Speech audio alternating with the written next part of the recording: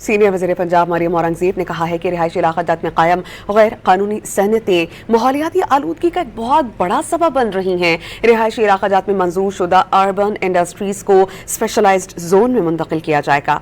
Senior वज़ीर पंजाब मरियम औरंगज़ेब की ज़ेर सदारत इंसदाद स्मॉग से मुताल्लिक़ इजलास हुआ, जिसमें लाहौर समेत पंजाब के रिहायशी इलाका जात और घरों में कायम गैर कानूनी सनती यूनिट्स बनाने का फैसला हुआ। गैर कानूनी फैट मेल्टिंग यूनिट्स के खिलाफ भी सख्त कार्रवाई का फैसला हुआ है। मरियम औरंगज़ेब ने कहा कि घरों में सनती यूनिट्स के क़याम के लिए NOC जारी करने वाले अफसरान के खिलाफ सख्त कार्रवाई की जाएगी।